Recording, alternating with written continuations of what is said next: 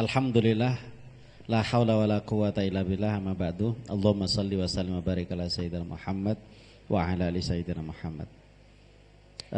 Kepada yang terhormat Bapak Ibu dosen yang hadir dalam ruangan ini, kemudian kepada seluruh panitia PLK dari unsur BEM dan DBM, terima kasih sudah bekerja sama. Semoga ini ada pengalaman yang baru buat Anda sekalian. Kemudian untuk seluruh peserta PLK mahasiswa baru tahun 2021-2022. Pertanyaan saya, apakah ada yang sudah pernah selesai S1? Angkat tangan.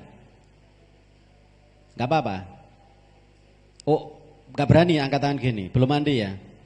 Bau acem. Atau belum semuanya belum pernah S1? Belum. Karena selama ini saya mengabdi di lembaga ini, banyak pasien kita itu. Ada yang muda, ada yang sudah lanjut usia, bahkan jauh di atas saya. Saya menjadi dosen kepada orang-orang yang usianya 10 tahun, bahkan 15 tahun di atas saya. Ya nun sewu, saya sampaikan, ngapunten nggih Bapak, hanya proses akademiknya saja yang saya lebih dulu. Tapi kalau soal ilmu dan pengalaman, saya yakin Anda yang lebih sepuh lebih banyak. Tapi karena proses akademiknya saya lebih dulu, nah kuliah adalah proses akademik, jadi ya monggo mengikuti proses akademik, saling berbagi ilmu. Nah, untuk kesempatan sore hari ini, saya akan berbagi resep sedikit tentang bagaimana cara belajar di perguruan tinggi.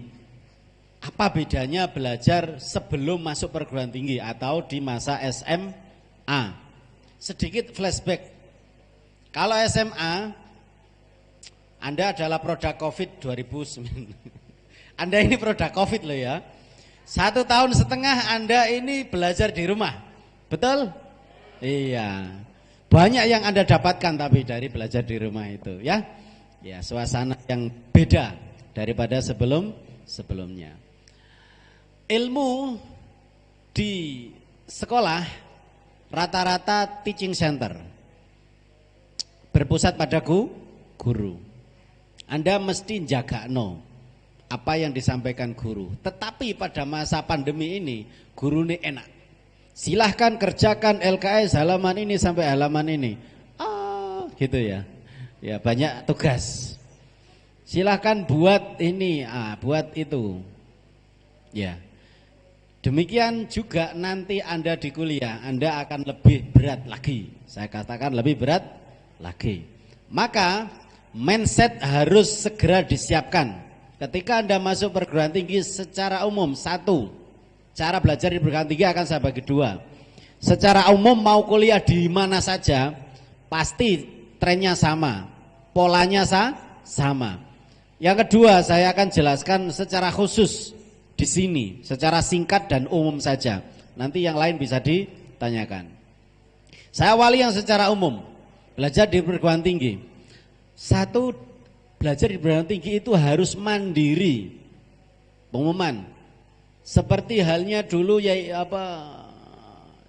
Imam Bukhari, ahli hadis kita, Imam Muslim dan para ulama-ulama dahulu. Mereka itu mandiri, mereka berangkat menuju ke seorang guru atau ulama di mana dia bisa mendapatkan ilmu. Dia tidak dikondisikan oleh gurunya atau lembaga jika ada lembaga.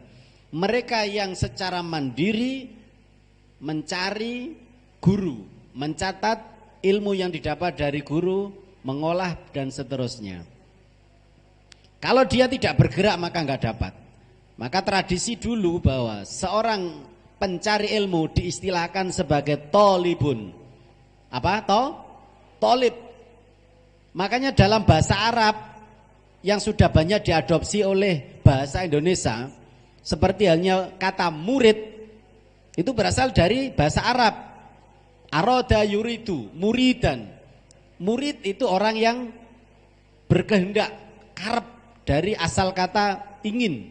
Aroda yuridu, ana urid, saya berkeinginan. Muridun berarti orang yang berkeinginan, berkehendak, yang punya cita-cita. Jadi seorang murid berarti dia menghendaki sesuatu yang ingin didapatkan dari guru atau dari sekolah atau dari kampus. Istilah dalam bahasa Arab, kalau mahasiswa itu diistilahkan sebagai tolabah atau tolib. Tolabayat tolubu yang artinya mencari atau meminta. Tolabayat tolubu dolek, golek atau meminta. Ana atlub minka syai'an, saya minta pada Anda sesuatu. Atau ana atlubu fulus an-nuqud, nuqudi sakot. Misalnya uangnya jatuh. Saya ini sudah meninggalkan bahasa Arab sudah lebih dari 15 tahun. Dulu suka saya bahasa Arab. Bahkan ketika nyantri di sini, bahasa percakapan sehari-hari bahasa Arab. Tahun 98 sampai 2002 saya di sini. Kemudian baru lanjut kuliah. Tadi sudah disampaikan oleh moderator. Jadi kalau Anda sebagai pencari ilmu, maka layak Anda disebut seorang tolibun, pencari ya, bukan penanti, bukan seorang yang menunggu. Sehingga kata murid maupun kata tolib itu adalah kata kerja aktif, bukan pasif. Maka belajar di perguruan tinggi dimanapun mahasiswa harus aktif. Maka sudah bisa diketahui bersama sopo sing rajin, sing sregep, maka dia yang lulusnya cepet. Siapa yang santai, leha-leha, tidak fokus, ya molor. Sampai berapa semester sih kuliah itu? S1 masa studinya maksimal lama sekali ya, 7 tahun. Boleh 7 tahun boleh. Anda menjadi mahasiswa abadi. Gak lulus. Karena dia ingin senantiasa disebut mahasiswa. Karena setelah itu gak ada lagi. Siswa, mahasiswa. Nanti kalau ingin di India ketemu sama Mahadewa. Iya. Maha itu kan dure mana? Kata kalimat maha itu sudah super. Ya, super. Jadi saya lanjut saudara. Kuliah di perguruan tinggi adalah kemandirian. Jika Anda tidak mandiri, tidak berupaya, maka kampus juga akan mengabaikan Anda. Itu di mana-mana. Kalau Anda misalnya contoh tidak melakukan KRS atau pemrograman di awal perkuliahan, di awal semester, maka Anda tidak bisa masuk perkuliahan. Contoh itu. Kalau kemudian Anda tidak aktif masuk dalam perkuliahan, ya tentunya Anda tidak bisa mengikuti hak-hak selanjutnya. Ini umum. Nah, bagaimana resepnya belajar di perguruan tinggi agar kita itu selesai tepat waktu 4 tahun? Bagi yang mahasiswa beasiswa wajib selesai 4 tahun. Kalau lebih bayar dhewe. Ya, selanjutnya. Nah, bagaimana resepnya agar kita ini bisa selesai tepat waktu? Satu kondisi harus dibiasakan saudara. Kalau tidak dibiasakan maka Anda akan terjadi gagap atau akan mengalami depresi yang berat di masa akhir studi, yaitu ketika mengerjakan skripsi. Saya analisa lebih dari 50% mahasiswa itu gagap dan stres, depresi ketika menghadapi ujian skripsi. Belum ujian, menyusun skripsi saja sudah stres. Bahkan pikirannya itu pengen, Pak aku tak tuku ono ndi ya, ono wong iso ngerjakno, tak tuku ae. Lebih baik bayar. Loh kok bisa? 4 tahun berproses guys skripsi kok nggak bisa. Maka harus dibiasakan sejak awal. Besok ada materi dari Pak Arif yang terkait dengan penulisan karya ilmiah. Itu masih pengantar saudara. Nanti akan didalami dalam setiap perkuliahan. Saya pun pengantar saat ini. Nah, resepnya bagaimana? Catat, 1. Wajib setiap mahasiswa itu memperbanyak timing harian dengan membaca buku. bukan baca WA, bukan baca Facebook, tapi memperbanyak timing hariannya membaca buku. Pokoknya baca. Loh Pak, bagaimana mau baca wong buku nggak punya? Nah ini, maka Anda harus memplanning bagaimana kalau di sini dari 10 mata kuliah, Anda minimal setiap mata kuliah itu punya 1 buku. Kalau saya dulu minimal punya 5 buku. Walaupun saya dalam kuliah itu sambil ngasong, jualan koran, tapi saya bisa. Itu kalau buku ya. Kalau sekarang referensi itu banyak sekali. Tidak hanya yang berupa buku, tapi sekarang e-book banyak sekali. Keilmuan sekarang bisa banyak diakses di internet.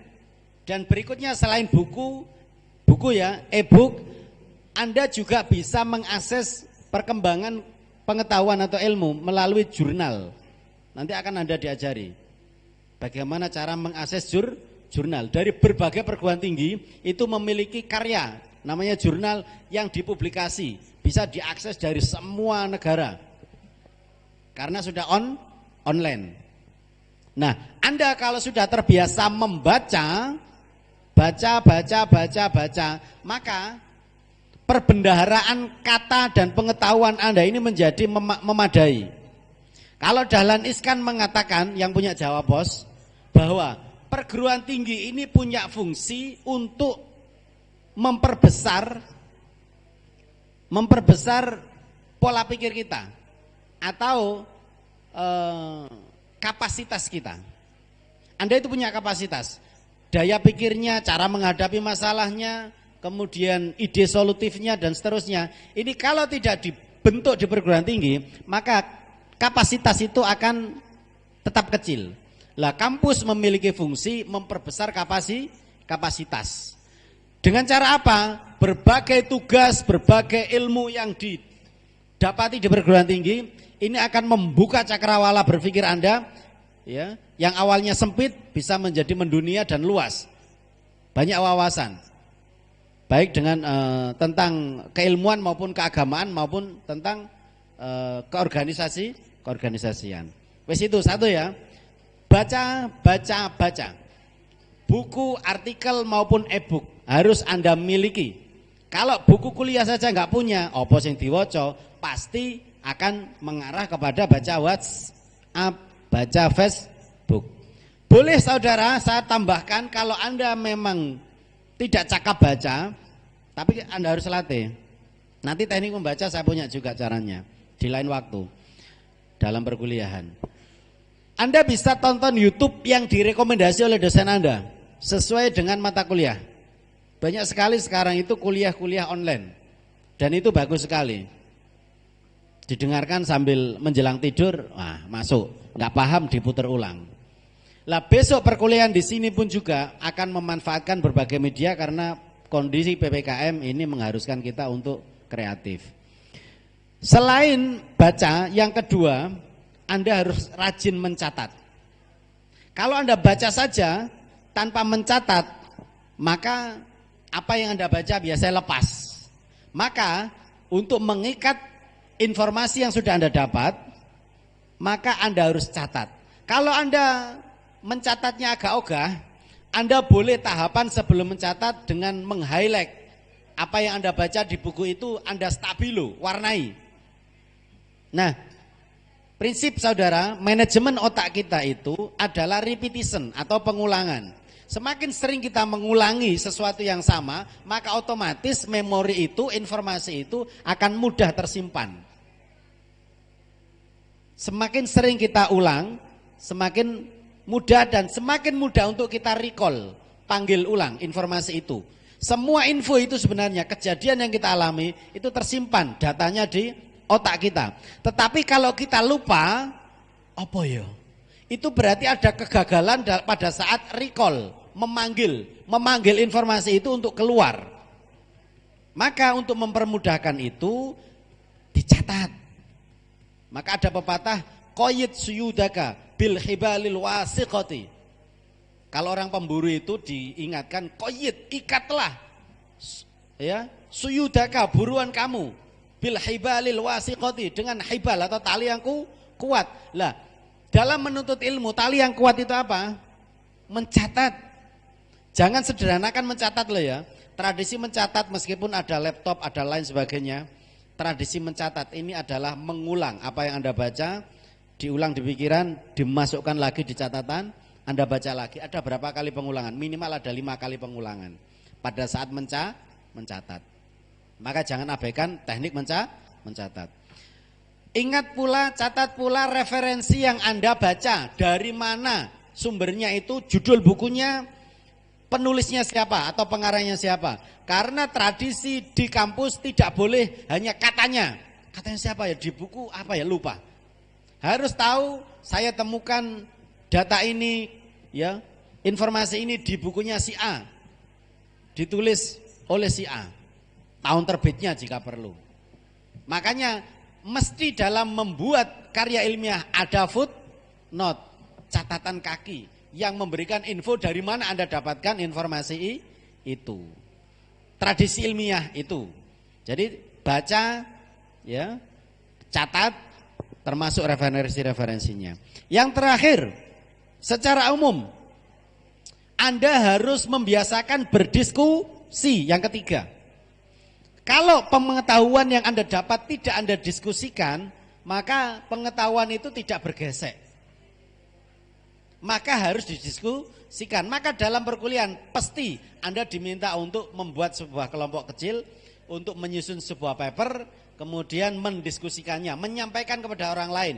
Belajar menyampaikan pemahaman yang sudah Anda dapatkan. Ingat, ketika Anda presentasi misalnya, ada tugas buat makalah, kemudian presentasi, bukan sekedar membaca Pancasila 1, bukan, tetapi menjelaskan kepada teman. Harus dipelajari sungguh-sungguh. Bila perlu referensi yang diberikan oleh dosen, ketika dosen memberi ada 5 referensi. Ustaz, jangan 5 nambah lagi, saya harus lebih dari itu. Itu bagus. Ustaz, saya punya buku yang hubungan dengan itu. Boleh enggak? Boleh. Gitu ya. Wes, itu secara umum cara belajar di perguruan tinggi manapun sama. Saya khusus 5 menit akan bahas yang internal di sini. Bagaimana cara belajar di perguruan tinggi kita ini? Pertama, Anda wajib tahu saudara, hari perkuliahan di sini saya sampaikan bahwa hari perkuliahan di sini adalah Jumat 1 minggu. Itu wis sore. Di luar itu silakan Anda belajar, silakan Anda bekerja. Sesuai dengan prinsip kemandirian. Tetapi sering mahasiswa ini lupa jika sudah bekerja, kuliahnya terganggu. Berarti harus pintar memanage. Disinilah tantangannya mahasiswa saya Al-Azhar. Belajar sambil bekerja. Ingat, belajar sambil bekerja. Jangan dibalik, bekerja sambil belajar. Maka sambilnya ya sambil. Dampaknya apa? Gak serius ketika kuliah. Jadi Anda masih statusnya sebagai mahasiswa. Soal bekerja setelah Anda lulus, pegel sampean besok itu ketika bekerja. Saat ini fokuskan Anda memperbesar kapasiti. Cara pikir Anda, cara bersikap Anda, mental Anda. Gitu ya. Jadi silakan belajar sambil bekerja. Kemudian informasi terkait dengan perkuliahan akan kita sampaikan melalui WhatsApp group atau nanti bisa diakses di webnya STAI. Kalau WhatsApp gampang, nanti kita buatkan grup, nanti Anda tinggal gabung saja. Yang PAI gabung PAI, ada 2 kelas. Harusnya tak buat 2 kelas, tapi embolah nanti lihat. Yang PGMI juga 2 kelas, ekonomi juga 1 kelas, PIAUD 1 kelas. Nanti semua masing-masing kelas ada pintu komunikasi WhatsApp grup. Dan cara berkomunikasi dengan dosen nanti ada waktunya sendiri di kode etik. Ya, cara berkomunikasi dengan dosen ada sendiri. Kemudian Anda nanti akan melakukan banyak hal untuk proses perkuliahan Anda. Kita memiliki SIM atau sistem informasi manajemen manajemen. Itu yang akan memandu Anda mulai Anda kuliah sampai Anda lulus. Rekodnya, rekamannya itu ada di situ semua. Nanti akan dijelaskan secara khusus oleh Ustadz Didik sebagai penanggung jawab SIM. Harus Anda ikuti alur itu, login, ya, kemudian sampai Anda UTS, UAS, semuanya melalui menu itu nantinya. Jadi di perguruan tinggi prosesnya mulai dari Anda semester 1 ada UTS UAS, semester 2 dan seterusnya. Nanti ada praktikum mata kuliah, kemudian nanti ada pengabdian kepada masyarakat yang disebut KKN. Kalau ekonomi syariah KKN-nya biasanya KKN kemitraannya, magangnya biasanya di bank atau lembaga keuangan. Kalau yang pendidikan, PAI, PGMI atau PIAUD, ya di lembaga pendidikan. Bisa sebagai mempelajari operatornya sampai bagaimana jadi guru yang ideal. Itu semua dijalani, ya, proses. Kemudian yang akhir adalah menyelesaikan skripsi. Kalau Anda sudah skripsi, Anda kemudian nanti diwisuda, di yudisium akadnya. Kalau sudah yudisium, Anda berhak menyandang gelar akademik. Kalau yang pendidikan, PAI, PGMI, PIAUD, nanti gelarnya adalah SPD. Kalau yang ekonomi syariah, SE. Kita juga akan buka prodi-prodi baru lainnya. Ya, amin. Nah, itu saudara gambaran umum tentang bagaimana belajar di perguruan tinggi, dan ini sifatnya masih pemanasan. Ya, sifatnya masih pemanasan. Untuk selanjutnya waktu kami kembalikan kepada moderator jika ada tanya jawab. Kalau nggak ada, saya cukupi. Terima kasih disampaikan. Untuk selanjutnya yaitu